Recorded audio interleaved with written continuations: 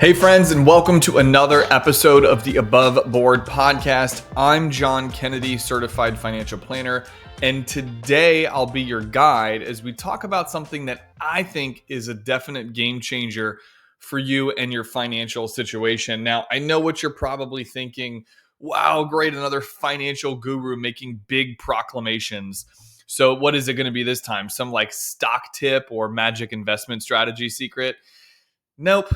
Not today. I subscribe to the KISS method, which those of you that don't know what that means, you can Google the acronym. But maybe some of those things could help, like a stock tip, but that's not what we do on this podcast. I like to keep things very simple. And for me, this is a simple yet overlooked idea, which is automating your finances. Now, let me tell you why this is important. And I think my answer might surprise you a little bit. But when I first started taking my financial journey very seriously back to this is like my early 20s, I thought that being like all hands on deck was the best way to just be in control and monitor every little thing, which, by the way, we preach that on this podcast too, especially for some people that need that. But I kind of swung the pendulum so far in the other direction. I tracked every dollar. I manually transferred money to different accounts every month and every week. I agonized over every decision I had to make. I spent so much time and energy on it that it almost became a second job, which I can appreciate the irony in that I'm a financial planner and I'm saying that my finances became like a second job. But here's the real kicker for me is that despite all that effort and extra activity, I really didn't feel like I was making the kind of progress I wanted. And there's two reasons for that. The first is because when you're saving what feels like a lot in the moment, and then by the end of the year, you look at it and you're like, man, I only saved $6,000. It can be extremely unmotivating. I had a friend, but this was, again, rewind back to our early 20s. And she was like, we were talking through her financial situation. And I said, hey, let's save $500 a month to your Roth. And her response was $500. That's so much money. And then she did 500 times 12 equals 6,000. And she's like, $6,000? That's not going to get me anywhere in my financial journey. How is that going to turn me into a millionaire? And it's so interesting, and I think very telling that, in the micro, it feels like a lot of money, and then in the macro, you look at it and you're like, that wasn't a lot at all. That feeling is not lost on me and most people that are really just starting out. It can be very unmotivating. The second thing for me was that I was burning out from all these decision-making things that I had. The more choices I had to make, like saving or spending, this, again, I'm talking about a time in my life where clipping coupons was like a really popular thing. Every Sunday we'd clip coupons, my wife and I. Do we finance this? Do we pay it in cash? Do we invest it? It's just super overwhelming. And what happens when you get overwhelmed? You freeze, you delay, you put things off, and now you're missing opportunities because you don't even know what to do. So you're kind of in like analysis paralysis. This is where I think automation can really change everything. It removes decision fatigue and it guarantees consistency. So let's break this down a little bit more. When we live in this world where we're making decisions all day long, I tell people often that if you think about it, almost every single decision you make in your life has some type of financial implication, whether that's big or small, and it can be really overwhelming. And for me, decision fatigue was certainly affecting my personality and how I was approaching my decision making. I'd spend all day, working and making decisions within my work, for clients of ours, for my family, for my own time management. That by the time the weekend came and my wife and I sat down and we went over our personal finances, like I didn't have the mental capacity to apply devote any time to those important things. So it would get delayed or maybe never even started. And I think that's maybe the thing with decision fatigue. It forces us to kind of delay things because we don't know how to make a decision. It's kind of like, I'm going to use a gym analogy for a moment, because if you've listened to this podcast at all, I like these analogies. Imagine if every time you wanted to go to the gym, you had to decide, is it going to be a cardio day? Is it going to be a weightlift day? If it's a weightlift day, what muscles are we doing? If we're doing back and buys, how many reps and how many sets and what weight? That can be super exhausting to have to think through all that. And you might end up skipping a day because you have to keep making all these micro decisions and it becomes tiring. But if you had a personal trainer who showed up at your house, told you exactly what you had to do, and all you had to do was basically show up and follow the plan, That's what we're talking about with automating your finances. We're trying to make it easy for you to show up so you don't have to think about it anymore. Now, if you've been following our show for the last several months, I have a feeling you probably already know what I'm about to say. This is where you pause the podcast, you open up your phone or your laptop, and you go to www.yourmoneystory.app. Now, I've got nothing to gain financially from you going to this website. This is our e-course. It's absolutely free. But through a series of short videos, I walk you literally step by step through how to create automation in your saving and your investment strategy. Now, let's talk about the second thing.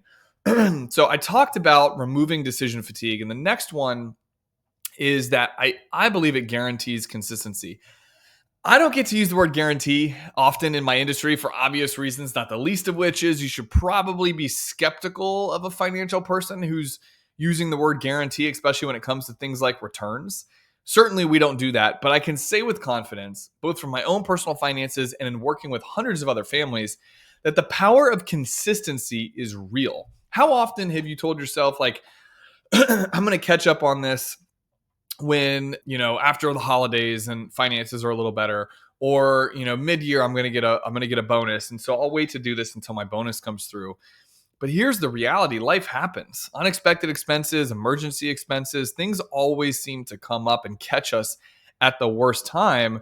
And that inconsistency will catch up with you. In fact, I would argue that 90% of the time, being inconsistent with your saving and investing strategy ultimately results in you saving less than if you had been consistent. So this is where automation that could be saving a small portion of your paycheck, contributing to a retirement plan, even paying down debt. The system is working in the background. So it's ensuring your financial health is improving even when you're busy and distracted and stressed with life. And so I'm going to dive into that, because I think by now in this podcast you're probably listening thinking like, okay, this is all great, but give me some ideas, like what can I do? So I want to talk about a few easy hacks that I think anybody can implement right away when it comes to the power of automation.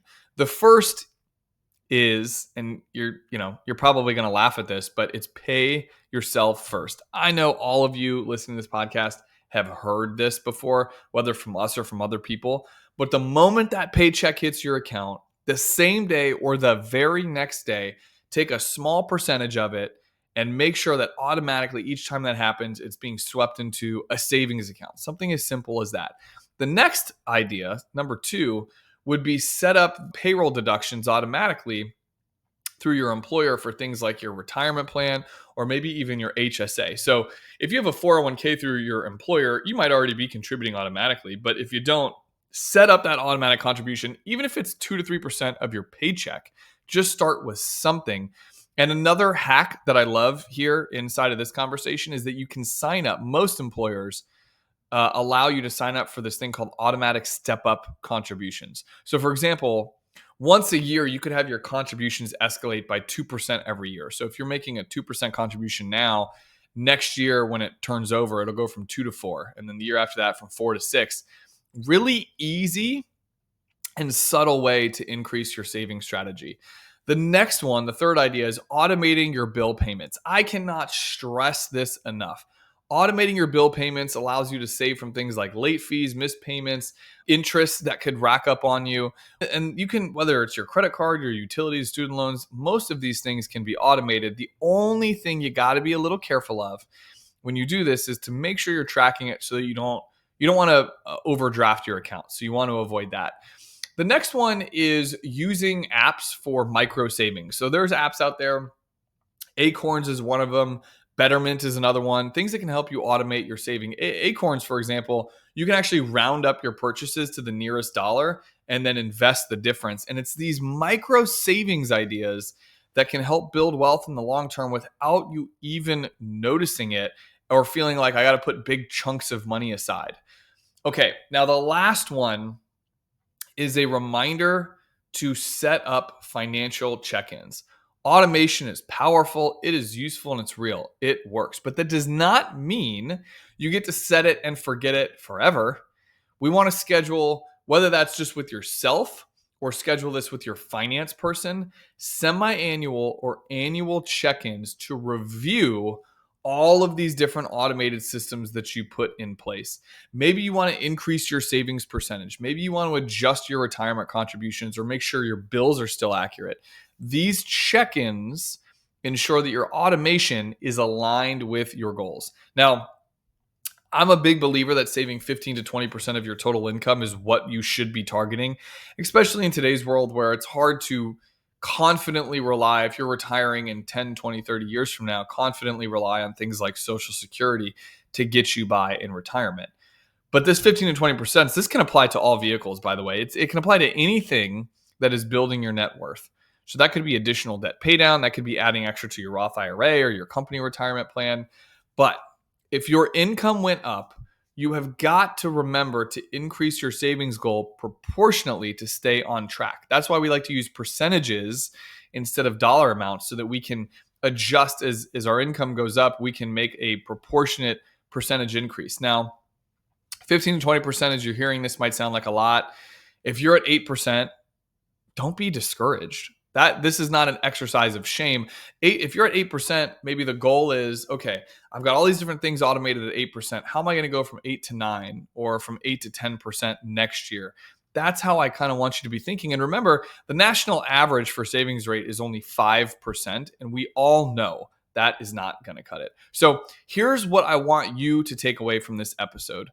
Stop putting the weight of the world on your shoulders for every single financial decision you have to make. You don't have to make these hard choices over and over again. Automation in your finances can remove that burden and it can guarantee consistency. The two things that I think are very critical for long-term success.